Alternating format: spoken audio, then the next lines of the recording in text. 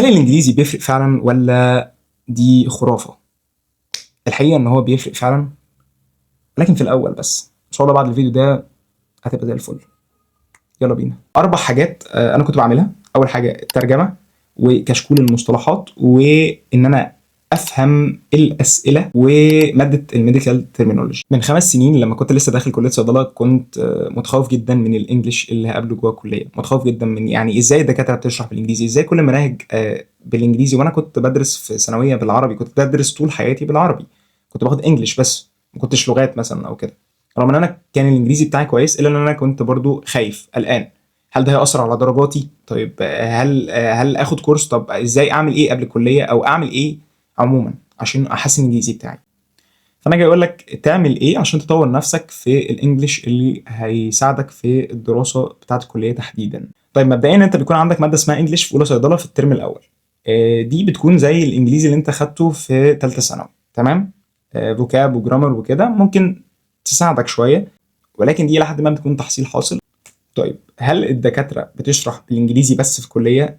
لأ، الدكاترة بتشرح بالعربي عادي، هم مصريين زيك زيهم، ولكن في نص شرح الدكتور هتلاقيه بيقول بعض الكلمات، بعض الexpressions كده إنجليزي، فأنت لو الدكتور ما فهمكش الكلام ده بتروح تفهمه أنت لوحدك. طيب أعمل إيه بقى عشان أفهم الكلام، أفهم المحاضرات، أفهم المنهج، أفهم الأسئلة، أعرف أجاوب كويس؟ لأن طبعًا في مقالي وفي MCQ، فأنت مطالب إن أنت تكون بتعرف تكتب كويس. تعمل بقى اللي أنا هاقول لك عليه ده. أول حاجة الترجمة. زمان كان الAI محدود شوية مش زي الAI دلوقتي، فكنا بنلجأ للجوجل ترانسليشن وبعض الابلكيشنز بنترجم عليها السلايدز، بنترجم عليها المحاضرات، وبنترجم عليها الكلمات اللي احنا مش فاهمينها، تمام؟ دلوقتي الAI بقيت تصور له السلايد، تطلب منه يترجمها لك، يبسطها لك، يشرحها لك، يعمل لك مايند ماب، يعمل لك أسئلة. فالAI سهل العملية جدا. فأنت دلوقتي معاك الAI. أنا دلوقتي وأنا بذاكر في البيت بعد ما أنا سمعت المحاضرة من الدكتور في الجامعة، بروح أسمع الريكورد بتاعها في البيت، وبعدها محاضرة قدامي طبعًا أنا ماشي مع الدكتور، تمام؟ واللي أنا مش فاهمه، الكلمة اللي أنا مش فاهمها باترجمها على الAI. طيب هنا بقى ييجي دور كشكول المصطلحات والكلمات. أنا دلوقتي في كلمة بتتكرر وأنا مش فاهمها، ترجمتها خلاص، باطلعها في الكشكول ده، باكتب قدامها الترجمة بتاعتها. حلو الكلام؟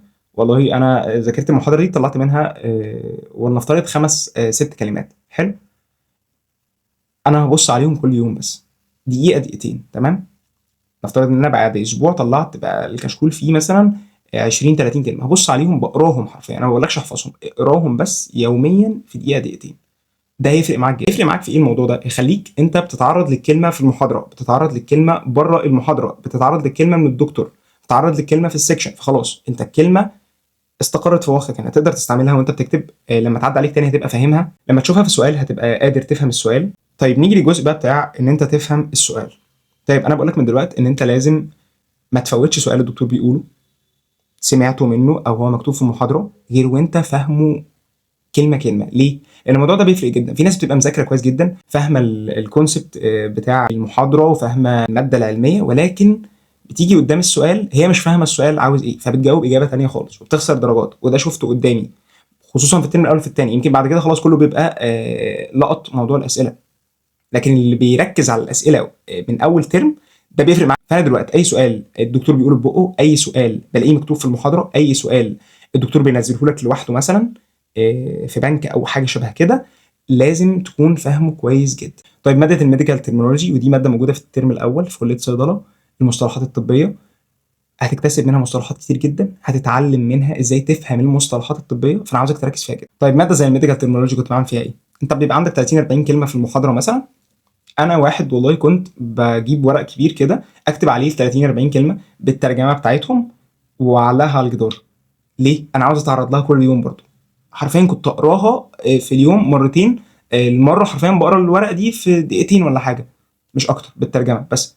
جِبت امتياز في المادة دي في الآخر، آخر الترم، بسبب أزعم يعني إن هو بسبب الطريقة دي، إن أنا كنت كل يوم باتعرّض للكلمات دي بس، أنا ما باعملش حاجة، يعتبر ما باذاكرش المادة، أنا بس باتعرّض للكلمات دي، تمام؟ المادة دي أنت هتستفيد بيها من أول سنة أولى لحد سنة 5، هتبقى فاهم بسببها، فصدّقني ما تهملهاش، بتفرق جدًا، جدًا، جدًا.